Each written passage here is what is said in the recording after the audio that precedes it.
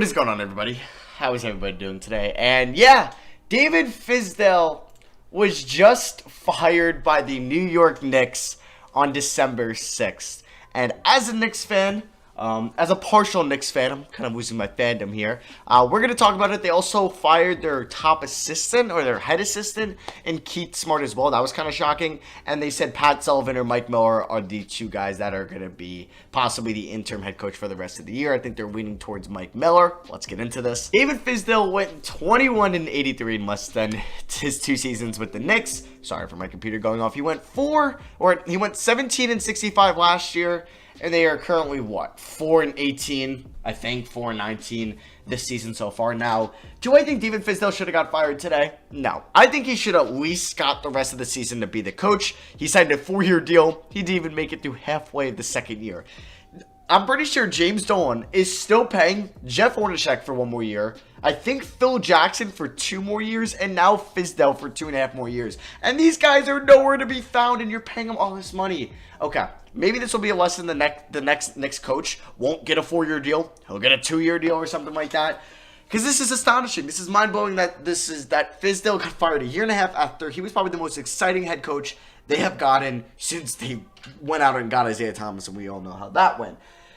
Now, like I said, I don't think Fizdale should have got fired today. I think he should have got the rest of the season. You fire him there, that is fine. That is fine, because now you're going to have an interim head coach, which, you know what? You can see what Mike Miller could do. You can see what Pat Sullivan. There'll be cheaper options with lower expectations. And, hey, if they turn this team around to, a 25? No, I'm not going to say that. If this team manages to win 30 games with whoever the interim head coach is, that'll probably be a good sign. Maybe they'll get the Mike Woodson treatment. They'll give him a 1-year deal, see how they do next year, something like that. Now, Fizdale, I think he got into a position to succeed in the Eastern Conference, not in a great way, not one of the top tier teams, but I definitely think if he did his job well, they could have been a borderline 9th seed throughout the year, 10th seed. I'm not going to say they were going to be a 7th, 6th seed, but a borderline, maybe be in the playoff hunt till February, beginning of March, and then kind of fall off and be a 10th or 9th seed. Definitely think that is definitely possible with this roster, 100%. 4-18, not the start you want whatsoever. You're in the bottom line with the Warriors, who are starting a G League team. The Hawks, who really don't have much outside of Trae Young at the moment. And Cleveland, who are still a particularly young team. And they have their own problems over there. So I don't think Fizdale really should have been the head coach after this year, but I think he should have got the remainder of the year to maybe try to turn this around, see what they do with the deadline. But he got put in a tough position. The Knicks signed all these veteran free agents. Wayne Ellington. I'm not going to say Bobby Portis is a full veteran, but you guys know what I mean. Taj Gibson, Julius Randle, not a full veteran, but you get the gist of it. Elfrid Payton. But they also were a rebuilding team last year and the year prior to build through these young guys like R.J. Barrett, Mitchell Robinson, Kevin Knox, Neil Keane, Dennis Smith, who also deserve minutes because you need player development here. And so it was really a hard crossroads for Fizdale to balance both. And unfortunately, didn't go well. His rotations weren't very good throughout the year for the Knicks. You could see Wayne Ellington playing more minutes than Alonzo Trier and Damian Dotson. Now, he might be a better player, but that's not in the best interest for the team's future. But also, Fizdale won 17 games last year. He's trying to win this year to save his job, so obviously he's going to play the best guys, like an Ellington, like a Portis, over Knox. You get the gist of that. But I don't think his rotations were very good. I do think if you put one of the best coaches in the league on this team, he could win 30, 35 games. I do. I don't really think Fizdale has shown that he was a good coach for us. But yeah, I think he should have got fired, but not till the end of the year. But I do think that Steve Mills should have been fired before him. Steve Mills, if you don't know, is their president of basketball operations. He's been their past GM. He was the GM during the Phil Jackson era. He was there during the Isaiah Thomas era. I'm pretty sure he was the one that hired him. He did take a leave of absence in the year the Knicks made it to the playoffs as the 2 seed or whatever they were with, or the 3 seed with Melo, Stoudemire, Kidd, J.R. Smith, Pablo Prigioni. That team, that 1 year, Mike Woodson's good year, he wasn't there. Go figure. I think he needs to get fired. If he makes it past this offseason or even the start of this offseason, then it's on Dolan. Dolan is the only one that could really fire him. So there's really nothing else I could say there unless Dolan fires Mills. Because if they don't fire Mills, this plan is still unfortunate. I did talk about their plan going forward on the podcast. I did upload that to this channel yesterday, so you can go check that out. It's also on Spotify or Apple Podcast. Now, if the Knicks going forward, hopefully this interim head coach isn't a disaster. It's not like a Kurt Rambis scenario.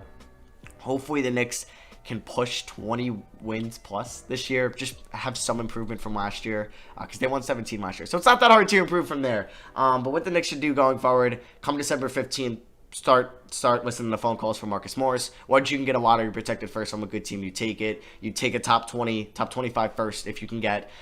Say it's the Jazz or the Blazers. I've mentioned them before. Or it's like the Sixers. I don't know. I don't think the Sixers have their first. But a good team that will give up a first for Marcus Morris. And say it's the 23rd pick in the draft. You take that 100%. You field offers for Gibson or Ellington. I don't think you would get anything valuable. So you might as well just... I mean, I kind of like Gibson. I think they should bring him back, but guys like Bobby Portis should be gone next year. Same with Wayne Ellington. I don't mind Elfrid Payton as a backup point guard. But yeah, Bobby Portis, like I said, should go. Reggie Bullock, we'll see. He'll come back soon, so you really don't need Wayne Ellington. I don't think that you should move DSJ or Ntilikina at the deadline. Wait till the offseason if you're going to move one of them. Move DSJ. I mean, you'll probably just get a second if you're lucky at this point. Play Kevin Knox. Play RJ Barrett. Maybe this interim head coach will actually put Julius Randle in the doghouse sometimes because he shouldn't be in the game sometimes. There'll be 3 straight plays where he takes 2 horrible shots and turns it over, and Fizdale plays him the most minutes out of anybody, or he has the highest usage out of anybody. Somebody needs to tell Randle, stop with the isolation, stop trying to be Draymond Green or Luka or LeBron and be these point forward guys. Just stop it. Know your place. Pick and roll. Just be that guy. You can have your 1 and 2 ISOs a half, sure, but no more than 4 a game. He has 3.5 turnovers, which is it's incredible, and he's been bad this year. But Fizdale, I guess, hasn't realized that. But yeah, play Mitch a lot. Play Knox a lot. I'm not really gonna just get really too upset about this because I'm kind of done with the Knicks as it is until they fire Steve Mills, because there's nothing good going forward with them there. I just don't think he hasn't done anything. He hasn't done anything. But yeah, play Ntilikina, play Smith. What can go wrong from here? Play Cheer, play Dotson, play Knox, play Iggy Brzdeikis in the second half once you move Morris. Play Mitchell Robinson. In the draft, I don't really know. I guess you go best player available. You go Wiseman, you go Anthony Edwards, you go LaMelo, you go Nico Mannion, who's ever there that you're... Because the Knicks actually don't draft horribly. They don't. There's a lot of teams that draft way worse than them.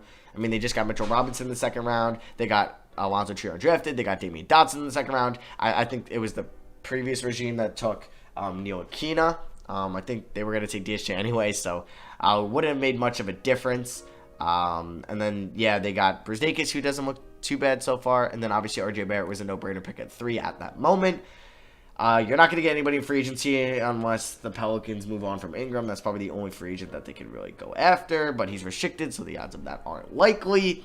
You don't go after DeRozan. You don't go after Drummond.